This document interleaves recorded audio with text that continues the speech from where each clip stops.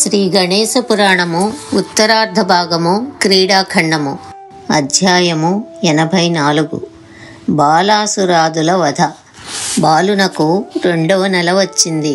గౌరీదేవి బాలునికి అభ్యంగన స్నానం చేయించి ఊయల తొట్టలో పరుండబెట్టి మెల్లగా ఊయల ఊపుతూ ఉత్సాహంగా జోలపాడుతోంది.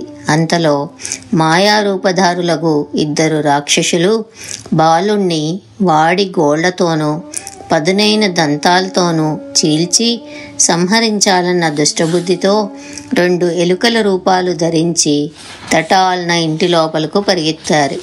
అవి ఇంట్లో చేరి చెవులు చిల్లులు పడేలా కీచు పెట్టడం మొదలుపెట్టాయి. పార్వతీదేవి ఇంటి లోపలికి వెళ్ళి ఒక కర్ర తీసుకుని అదిలించగా ఆ 2 ఎలుకలు పరుగున వచ్చి ఎగిరి ఊయల్లో పండుకున్న బాలుని గుండెలపై పట్టాయి. బాలుడు భయపడి జడుచుకుని కెవ్వున ఏడ్చాడు. కాళ్ళు చేతులు కొట్టుకున్నాడు. బాలుని చేతి తాకిడికి 2 ఎలుకలకు గట్టి దెబ్బ తగిలి అవి రక్తం కక్కుతూ నేలపై పడి గిలగిలా తన్నుకుంటూ ప్రాణాలు విడిచాయి. ఆ దృశ్యం చూసి పార్వతీదేవి ఆశ్చర్యపోయింది. సేవకులు వచ్చి ఆ 2 ఎలుకలను దూరంగా పారవేశారు. అయితే గణేశుని హస్తస్పర్శ వలన వాటికి మోక్షం లభించింది. అవి కింద పడగా 10 యోజనముల వరకు వ్యాపించిన వాళ్ల వాస్తవ దేహాలు బయటపడ్డాయి. అవి నేల కొరుగుతున్నప్పుడు వాటి కింద పడి అనేకమైన పర్వతాలు వృక్షాలు పిండి పిండి అయినాయి. పెద్ద కోలాహలం చెలరేగింది. పార్వతీదేవి భయపడి పిల్లవాణ్ణి ఎత్తుకుని లోనికి వెళ్ళి అతనికి స్తన్యం కుడిపింది. చుట్టుపక్కలున్న ఋషిపత్నులు దేవగణములు గిరిజాదేవి దగ్గరికి వచ్చి, అమ్మా పార్వతీదేవి, ఎంత పుణ్యాత్మురాలవమ్మా! ఎవడు సర్వ విఘ్న నివారకుడో ఆ దేవదేవుని పుత్రునిగా బడిసితివి కదమ్మా. నిండా 2 నెలలు నిండని పసికందు తన చిన్నారి చేతులతో 2 ఘోర రాక్షసులను అంతం చేశాడు. వీడు అసాధ్య సాధకుడు అని చెప్పారు. అమ్మా త్రిలోకమాత, నీ బిడ్డడు దేవతలందరికీ అగ్రగామి అయి త్రిలోక విఖ్యాతుడవుతాడు. ఇకపై ఇక్కడ రాక్షస కృత్యాలన్నీ భగ్నమవుతాయి. ఈ బాలుడు రోజు రోజుకు పెరుగుతూ అనేక మంది రాక్షసుల్ని కడతీరుస్తాడు అని చెప్పి అక్కడికి వచ్చిన దేవగణములు వెళ్ళిపోయారు. పిదప మునిజనులు పిల్లవానికి రక్షగా తాయెత్తు కట్టారు. పార్వతీదేవి అనేక దానాలు ఇచ్చి వారికి నమస్కరించి వారి ఆశీస్సులు పొందింది. జనులందరూ ఎవరి పనిపాట్లలో వాళ్ళు నిమగ్నులై ఉన్నారు. రోజులు గడుస్తున్నాయి. బాలునికి 3వ నెల వచ్చింది. ఒకనాటి మధ్యాహ్నం వేళ పార్వతీదేవి బాలునకు బొజ్జు నిండా పాలిచ్చి ఒక మంచంపై మెత్తని పక్క వేసి పొత్తిళ్ల మధ్య చిన్నారిని పడుకోబెట్టింది. ఆమె సఖీజనులు కూడా ఎవరి పనిపాట్లు వారు చేసుకుంటున్నారు. పార్వతీదేవి బాలుని మంచం పక్కనే కాస్త నడుము వాల్చింది. ఆమెకు చిన్న కునుకు పట్టింది. ఇంతలో ఒక క్రూర రాక్షసుడు పిల్లి వేషం ధరించి చప్పుడు చేయకుండా పార్వతీదేవి ఇంట్లోకి చొరబడ్డాడు. అదని చూసి పిల్లి మంచం మీదకు గెంతింది. బాలుణ్ణి తటాల్న నోటితో కరిచిపెట్టి మంచంపై నుంచి జారి కింద పడిపోయింది. బాలుడు కెవ్వున ఏడ్చాడు. ఆ చప్పుడుకు బాలుని ఏడుపుకు పార్వతీదేవి త్రుళ్ళిపడి లేచింది. బిడాలము తన పసికందుని నోట కరిచి ఉండడం చూసింది. భయంతో గజగజ వణికిపోతూ గగ్గోలు పెట్టింది. గట్టిగా కండ్లు మూసుకుని మూర్ఛపోయింది.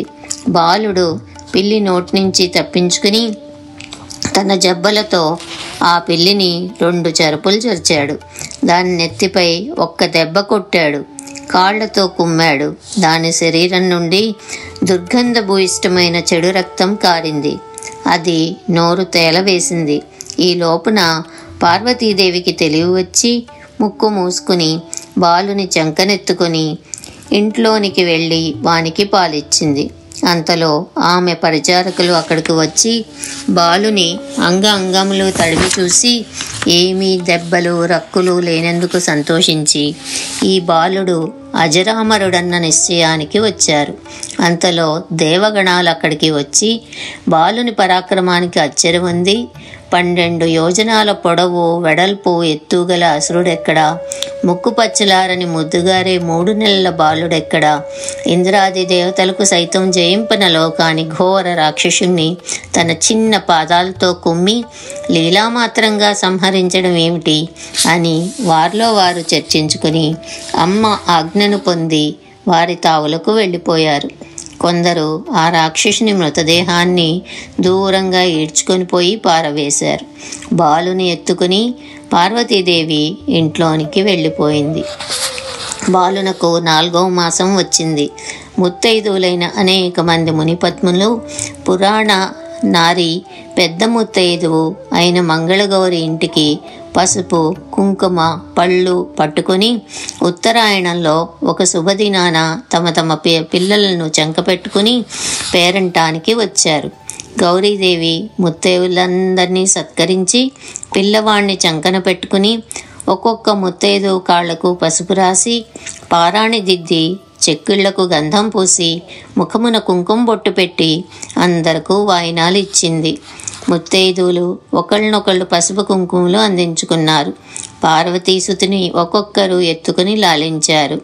గుణేశ నామాఖ్యుడైన పార్వతీ తనయుడు తన చుట్టూ పండుకోబెట్టిన ముత్తైదువుల బిడ్డల మధ్య చుక్కల్లో చంద్రునిలా వెలిగిపోతున్నాడు.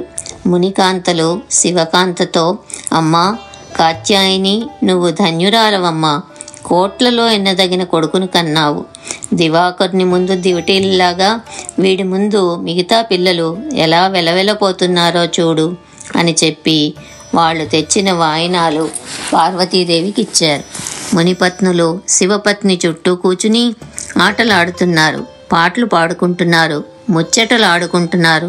ఆ సమయంన బాలాసురుడనే దుష్ట రాక్షసుడు బాలుని రూపం ధరించి బాలులతో ఆడుకునే నెపంతో వచ్చాడు. కోష్టాగారం అంటే గృహ మధ్యమందలి గది మధ్యకు సింహంలాగా, బర్రెల మధ్యకు ఏనుగులాగా చొరబడి ఆ దుర్మార్గుడు బాలులతో ఆడుకుంటున్నట్టు నటించి తటాలన వెళ్ళి గజానుని మెడ కొరికాడు. పిల్లవాడి నెత్తిపై కొట్టాడు, జుట్టు పీకాడు, కింద పడగొట్టాడు. అది చూసి పార్వతి ఆమె చుట్టూ చేరిన ముత్తైదులతో, వీడెవడమ్మా నా ముద్దుల బిడ్డను నిష్కారణంగా కొడుతున్నాడు, పెద్ద గాడిదలా అరుస్తున్నాడు, ఎవడు వీడు అని అడిగింది. ఇలా కొట్టుకోవడం పిల్లలకు సహజమే కదా అని సరిపెట్టుకుని ముత్తైదులతో ముచ్చటిస్తూ కూర్చుంది. గజానుడు బాలుని వేషంలో ఉన్న బాలాసురుడు ఇద్దరు ఒకరిపై ఒకరు పొర్లుతూ లేస్తూ ఒకళ్ళ జుట్టు ఒకళ్ళు గట్టిగా పీక్కున్నారు. వాడు దుష్ట రాక్షసుడని తెలిసిన వాడితో ఆడడం మొదలుపెట్టాడు గజానుడు. అంతలో బాలాసురుడు గజానుని పీక పట్టుకున్నాడు. వాడి పట్టు తప్పించుకుని గజాననుడు తిరిగి వాడి పీక పిసికివేయడం మొదలుపెట్టాడు. బాలాసురుడు ఊపిరాడక గిలగిలా కొట్టుకోగా బాలుని పట్టు విడిపించడానికి పేరంటానికి వచ్చిన మునిపత్నులు ప్రయత్నించి విఫలయ్యారు. అమ్మా పార్వతీదేవి, ఆ ముని బాలుని నీ బాలుని పట్టు నుంచి చప్పున విడిపించు, లేకుంటే వాడు ఊపిరాడక చచ్చేటట్లు ఉన్నాడు అని అమ్మతో చెప్పారు. పార్వతీదేవి వెంటనే బాలునితో, నా చిన్ని తండ్రి, వాడిని వీడు, ఆ మునిబాలుడు నీ చేతిలో మరణిస్తే కోపంతో మునులందరూ నిన్ను శపిస్తే నువ్వు నీ బలాన్ని కోల్పోవచ్చు, నా మాట విని వాణ్ణి విడిచిపెట్టు అని గజానుని బతిమాలింది. ఇలా ఆమె బాలుణ్ణి వారిస్తూ ఉండగా బాలాసురునకు ఊపిరాడక వాడి ప్రాణాలు వాడి కండ్లలో నుంచి పోయాయి. అప్పుడు 10 యోజనాల విస్తీర్ణం గల వాడి రాక్షస రూపం బయటపడింది. వాడి దేహం కింద చెట్లన్నీ విరిగిపడ్డాయి. భయంకరమైన ఆకారం, పెద్ద కొండ గుహ లాంటి కోరలు చాచిన నోరు గల ఆ దుష్ట రాక్షసుడు అందరూ చూస్తూ ఉండగా కింద పడిపోయాడు. అక్కడి నారీమణులు పిల్లవాడిని ఎత్తుకుని పార్వతి దగ్గరకు చేరారు. పార్వతీదేవి తన గారాల బిడ్డను ఎత్తుకుని ముద్దులు కుడిపించి పాలు కుడిపింది. పిమ్మట ఆమె బ్రాహ్మణుల చేత శాంతి చేయించి వారిని భూరి దానాలతో సత్కరించి ఆశీస్సులు పొందింది. ఈశ్వర కటాక్షం ఉంటే బాధించడానికి గాని పీడించడానికి గాని ఎవడు సమర్థుడు అన్న పార్వతి పలుకులు విని ఆమె ఇచ్చిన వాయినాలు పట్టుకుని ముత్తైదులు ఎవరి ఇళ్లకి వాళ్ళు మరలిపోయారు. మునిగణములు బాలాసురుని కళేబరాన్ని దూరంగా తీసుకుని వెళ్ళి ఖననం చేసి సచేల స్నానాలు చేసి పవిత్రులై ఎవరి తావులకు వారు మరలిపోయారు. 84వ అధ్యాయం సమాప్తం.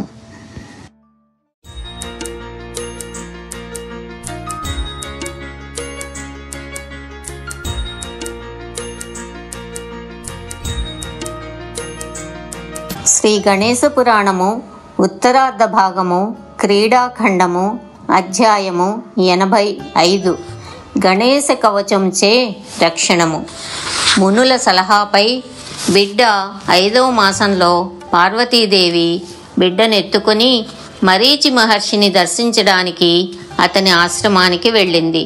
అతడు భూత భవిష్యత్ వర్తమానాలన్నీ చెప్పగల కాలజ్ఞుడు, వేద శాస్త్రాజ్ఞ తత్వజ్ఞుడు. బంగారమును మట్టిని సమదృష్టితో చూసేవాడు. జగత్ సృష్టి రక్షణ సంహారములను ఒకేలాగా చూచు మనస్సు కలవాడు. శకురాండ్రను వెంటపెట్టుకుని వెళ్ళిన అంబ మహర్షికి పాద నమస్కారం చేసి అతన్ని ఒక ఉచితాసనంపై ఉపవిష్టుని చేసి భక్తితో పాద ప్రక్షాళన చేసి ఆ మహర్షికి ఈశ్వర భావంతో షోడశోపచారాలు చేసి ఆ మహనీయుని పవిత్ర పాదోదకం తీర్థంగా స్వీకరించి, మహాత్మా, తమ పాదపద్మములు సేవించే భాగ్యం నాకు కలిగింది అని చెప్పింది. మరీచి మహర్షి, అమ్మా పార్వతీదేవి, నేను ఎల్లప్పుడూ ఆత్మావలోకనంలోనే కాలం గడుపుతాను, నేను ఏదీ కోరను అని చెప్పాడు. ముని మాటలు విని పార్వతీదేవి తన కుమారుని అతని అంకమున కూర్చోపెట్టింది. తమ దర్శనమే మాకు పుణ్యఫలము, మీ దర్శనం వల్ల మాకు శుభం కలుగుతుందని, మహాభాగ్యం కలుగుతుందని నా మనస్సు చెప్పుతోంది అని పార్వతీదేవి మహర్షితో పలికింది. అమ్మా అపర్ణాదేవి, నీ కుమారుడు సాక్షాత్తు పరబ్రహ్మ స్వరూపునిగా నా ముందు ప్రకాశిస్తున్నాడు. మహా తపస్సంపన్నులైన ముని ప్రకాండుడు షట్చక్ర భేదనం వల్ల వారి సహస్రారంలో ఏ పరంజ్యోతిని దర్శిస్తారో ఆ పరంజ్యోతి ఈ బాలుడేనమ్మా. గుణత్రయ విభేదంతో 3 తనువులు కలవాడు, 3 క్రియల ఆకారం కలవాడు. ఎవని ఆజ్ఞను అనుసరించి శేషుడు ఈ భూమిని మోస్తున్నాడో, ఎవడు అణురూపంలో స్థూల రూపుడో, ఎవడు 27 తత్వముల కర్తయో, చేతనాచేతనమైన విశ్వమును ఎవరి స్వరూపమో, సర్వకర్మలు చేయువాడెవడో, కృతయుగంలో దశభుజములతో సింహవాహండై వినాయక నామంతోనూ, త్రేతాయుగంలో షడ్భుజములతో చంద్రుని బోలు తెల్లని కాంతితో మయూరవాహండై మయూరేశ నామంతోనూ, ద్వాపర యుగంలో చతుర్భుజములు కలిగి ఎర్రని కాంతితో విరాజిల్లుతూ గజానన నామంతోనూ, కలియుగంలో 2 భుజములు ధూమ్రవర్ణంతో ధూమకేతు నామంతో సర్వ దైత్యులను సంహరించు మహావీరుడితడే. అయితే ఇప్పుడు నీ కుమారునిగా అవతరించాడు, అందుచేత నువ్వు సర్వదా ఈ బాలుణ్ణి సంరక్షిస్తూ ఉండాలి సుమా అని మరీచి మహర్షి చెప్పాడు. మహర్షి, తమరు చెప్పిన సలహా తప్పక పాటించవలసిందే. అయితే మహాత్మా, వీడు వేలెడంత లేడు, అయినా కింద మీద ఉండడు. వీడు 5 నెలలు పూర్తిగా నిండని పసివాడు. అప్పుడే ఎందరినో దైత్యులను తుదముట్టించాడు. ఇకపై ఎవరు పుట్టుముంచనున్నాడో ఏమీ అర్థం కావటం లేదు. చెంకనెత్తుకుంటే ఉండడు, పోనీ ఒళ్ళో కూర్చుంటబెట్టుకుందామంటే గబీలుమని ఒళ్ళోంచి దిగిపోతాడు. కాళ్లపై పండుకో పెట్టుకుందామంటే కాళ్లపై నిలవడు. వీడితో ఎలా వేగడం? మహాత్మా, మీరు తపస్సంపన్నులు, మహోపాసకులు, వీడికి రక్షగా ఏదైనా పోగు గాని తాయెత్తు గాని దయచేసి కట్టండి అని జగదీశ్వరి మాతృవాత్సల్యంతో అర్థించింది అంబ. మరీచి మహర్షి ఒకసారి కండ్లు మూసుకుని ధ్యాన నిమగ్నుడయ్యాడు. ఆ మహాతపస్వి ముఖతః శ్రీ గణేశ కవచం వెలువడింది. मरीचि महर्षिकृत श्री गणेश कवच स्तोत्रम्। ध्यायेत् सिंहगतं विनायकममु दिग्बाहुमाद्ये युगे, त्रेतायां तु मयूरवाहनममुं षड्बाहुकं सिद्धिदम्, द्वापरे तु गजाननं युगभुजं रक्ताङ्गरागं विभुं, तुर्ये तु द्विभुजं सिताङ्गरुचिरं सर्वार्धितं सर्वदा।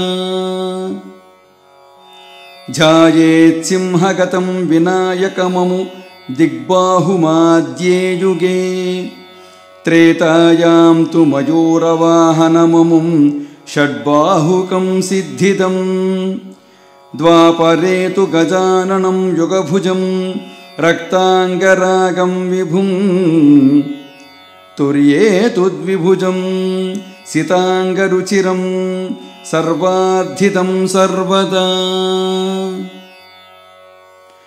विनायकः शिखां पातु परमात्मा परात्परः, अतिसुन्दरकायस्तु मस्तकं सुमहोत्कटः, ललाटं काश्यपः पातु भ्रूयुग्मं तु महोदरः, नयने फालचन्द्रस्तु गजास्यस्त्वोष्ठपल्लवौ,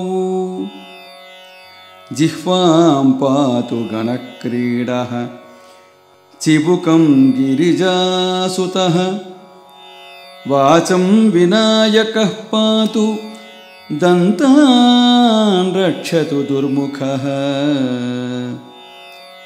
श्रवणौ पाशपाणिस्तु नासिकां चिन्तितार्धदः, गणेशस्तु मुखं कण्ठं पातु देवो गणञ्जयः,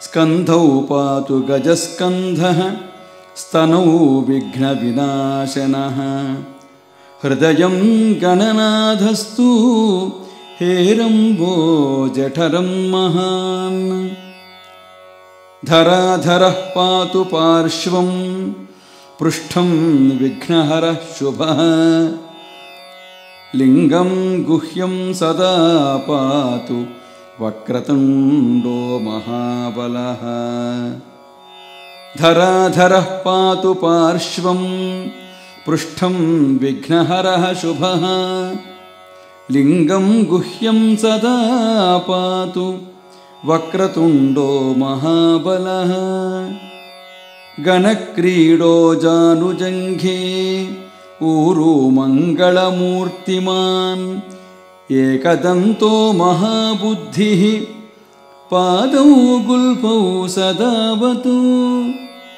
क्षिप्रप्रसादनो बाहू पाणी आशाप्रपूरकः, अङ्गुलीश्च नखान् पातु पद्महस्तोरिनाशनः, सर्वाङ्गानि मयूरेशो विश्वव्यापी सदावतु, आमोदस्यग्रतः पातु प्रमोदः पृष्ठतोऽवतु, अनुक्तमपि यतुस्थानं धूमकेतुः सदावतु, प्राच्यां रक्षतु बुद्धीशः आग्नेयां सिद्धिदायकः, अनुक्तमपि यतुस्थानं धूमकेतुः सदावतु, प्राच्यां रक्षतु बुद्धीशः आग्नेयां सिद्धिदायकः,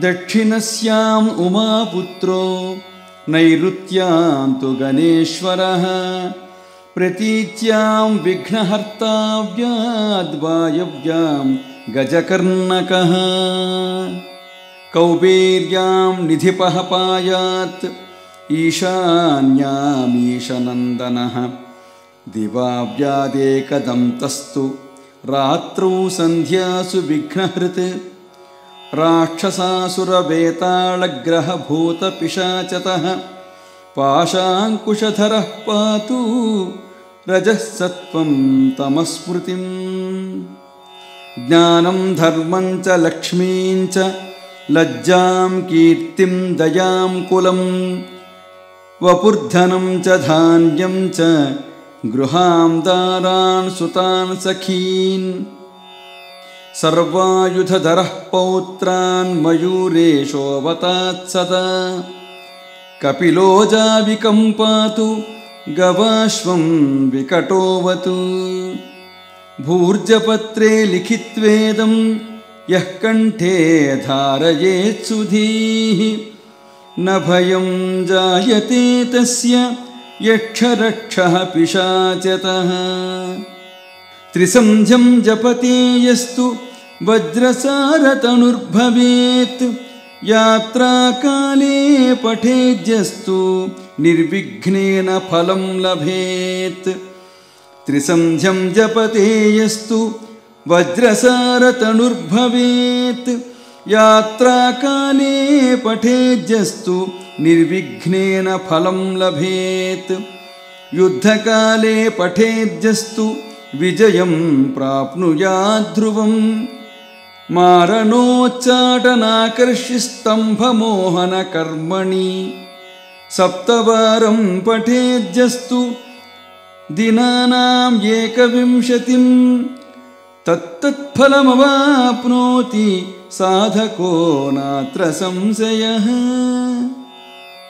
ఏకవింశతివారం చ పఠేత్తావద్దినాని యః కారాగృహగతం సద్యో రాజ్ఞావధ్యం చ మోచయేత్ రాజదర్శనవేలాయాం పఠేత్ ఏతత్త్రివారతః స రాజానం వశం నీత్వా ప్రకృతిం చ సభాం జయేత్ ఇదం గణేశకవచం ముద్గలేన సమీరితం కశ్యపాయ చ తేనాథ మాండవ్యాయ మహర్షయే మహ్యం చ ప్రాహ కృపయా కవచం సర్వసిద్ధిదం న దేయం భక్తిహీనాయ దేయం శ్రద్ధావతే శుభం సర్వరక్షాకరం సర్వ మనఃకామప్రపూరకం అనేనాస్య కృతా రక్షా న బాధాస్య భవేత్ క్వచిత్ రక్షసాసురవేతాళదైత్యదానవసంభవా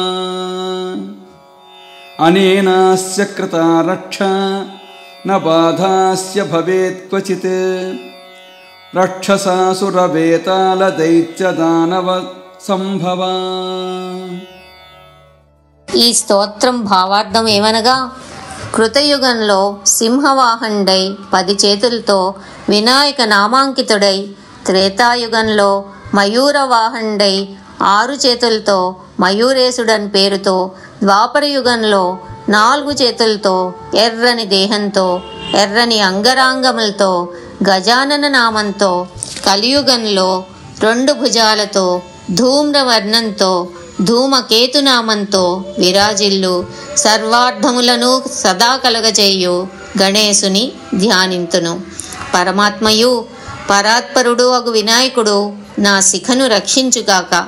అతి సుందరమైన దేహము కల మహోత్కటనాముడైన గణేశుడు నా శిరస్సును, కాశ్యపుడు నా లలాటమును, పెద్ద ఉదరము గలవాడు లంబోదరుడు నా కనుబొమలను, నొసట చంద్రవంకను ధరించినవాడు నా నేత్రములను, గజముఖుడు నా పెదవులను, గణక్రీడుడు నా జిహ్వను, గిరిజాసుతుడు నా గడ్డమును, వినాయక స్వామి నా వాక్కును రక్షించుగాక.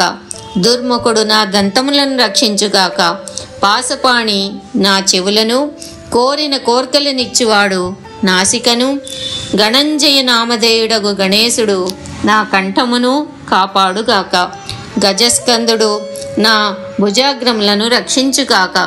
విఘ్నహర్త నా స్తనములను, గణనాథుడు నా హృదయమును, హేరంబుడు నా కడుపును, ధరాధరుడు నా పార్శ్వమును, శుభకరుడగు విఘ్నహరుడు నా పృష్ఠభాగమును, మహాబలుడగు వక్రదంతుడు నా లింగమును రహస్య భాగములను రక్షించుగాక. ఘనక్రీడుడు నా మోకాళ్లను, కాలి పిక్కలను, మంగళమూర్తి నా తొడలను, ఏకదంతుడు నా పాదములను, మహాబుద్ధి నా చీలమండలను ఎల్లప్పుడూ రక్షించుగాక. క్షిప్ర ప్రసాదనుడు అంటే వెంటనే కోరిన కోర్కెలను తీర్చువాడు నా బాహువులను, ఆశాప్రపూరకుడు నా చేతులను, శత్రునాశకుడు పద్మహస్తుడు అగు గణపతి నా చేతివేళ్లను, గోళ్లను రక్షించుగాక.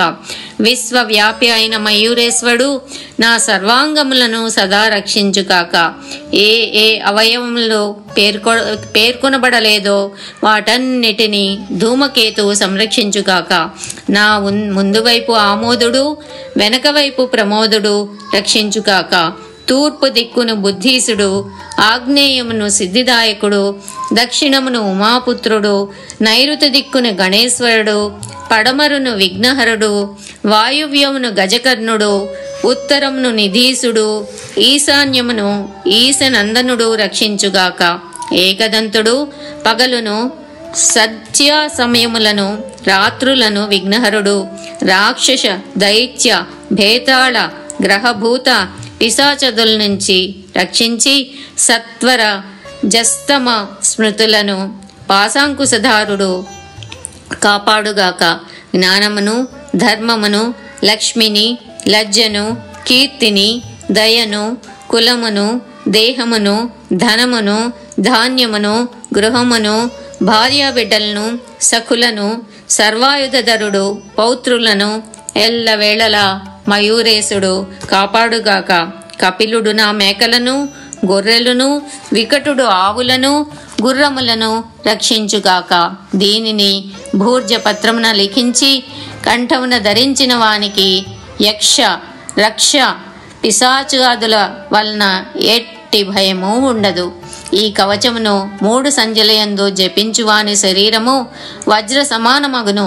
యాత్రాకాలమున పఠించినచో ఎట్టి విఘ్నమును లేక యాత్ర సఫలమగును. యుద్ధకాలమున పఠించిన ఎడ్ల యుద్ధమున తప్పక జయము కలుగును. మారణ, ఉచ్చాటన, ఆకర్ష, స్తంభన, మోహన కర్మలకు లోనైన వారు రోజుకు 7 సార్లు చెప్పున 21 దినములు పఠించిన ఎడల సాధకుడు తప్పక సత్ఫలములను పొందును. ఇందు సంశయించే పని లేదు. ఎవడు 21 సార్లు దినమునకు పఠిస్తూ అలా 21 దినములు భక్తితో పఠిస్తే అట్టివాడు కారాగృహ, రాజమరణ, దండన శిక్షలో నుంచి విడివడ్ను. ఎవడు దీనిని రాజదర్శన వేళలో 3 సార్లు పఠిస్తాడో వాడు రాజును వశపరుచుకొని రాజసభలో జయము పొందును. ఈ గణేశ కవచము ముద్గల మహర్షిచే కశ్యపునకు వివరించబడినది. కశ్యపుడు మాండవ్య మహర్షికి ఉపదేశించును. సర్వసిద్ధులను ప్రసాదించు ఈ కవచమును మాండవ్య మహర్షి నాకు ఉపదేశించును. శుభప్రదమైన ఈ కవచమును శ్రద్ధగల వాళ్లకే ఉపదేశించాలి. భక్తిహీనులకు ఎంత మాత్రమూ ఉపదేశించరాదు. అమ్మా పార్వతీదేవి, ఈ కవచము సర్వరక్షాకరము, సర్వకామ ప్రపూరకము అని చెప్పి మరీచి మహర్షి బాలునకి రక్ష కట్టి దీని ప్రభావం వలన రాక్షస, అసుర, భేతాళ, దానవాదుల నుండి బాలునకి ఎట్టి బాధ ఉండదు అని చెప్పాడు. 85వ అధ్యాయం సమాప్తం.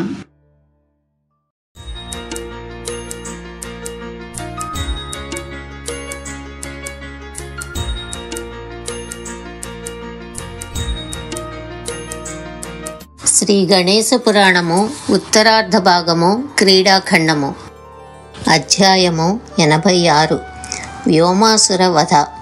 బాలుని చెంకనెత్తుకుని మహర్షికి నమస్కరించి అతని ఆశీస్సులు పొంది ఆనందంతో తన మందిరానికి మరలిపోయింది పార్వతి. మహర్షి శివుని స్మరిస్తూ తన ఆశ్రమం లోపలకు వెళ్ళిపోయాడు. పిమ్మట ఒకానొక శుభదినాన గౌరీదేవి గౌతమాది మహర్షులను, బ్రాహ్మణోత్తములను రావించి వారిని ఉచితాసనంపై కూర్చోబెట్టి సత్కరించి నమస్కరించింది. అక్కడకు సర్వదేవతాగణములు, గంధర్వులు, అప్సరసలు వచ్చారు. గణేశ మహోత్సవంనకు సుముహూర్తం నిశ్చయించుడని వారిని కోరింది. ముని ప్రకాండులు బ్రాహ్మణోత్తములు ఆలోచించి రేవతీ నక్షత్రయుక్త త్రయోదశి గురువారం మహోత్సవం జరుపుటకు మంచిదని చెప్పారు.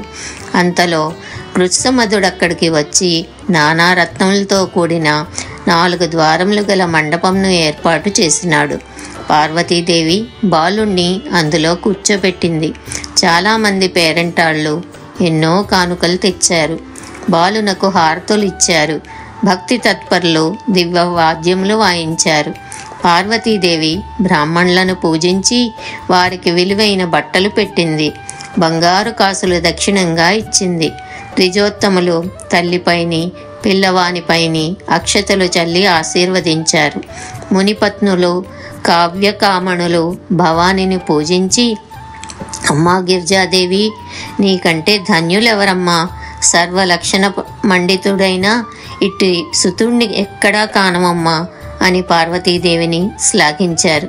పార్వతీదేవి పేరంటాళ్ళు ఇలా మాట్లాడుకుంటూ ఉండగా ఆకాశమంత చెవులు కలవాడు మహామాయావి క్రూరుడు అయిన దుష్ట దైత్యుడు వ్యోమాసురుడు అక్కడికి చెరబడ్డాడు.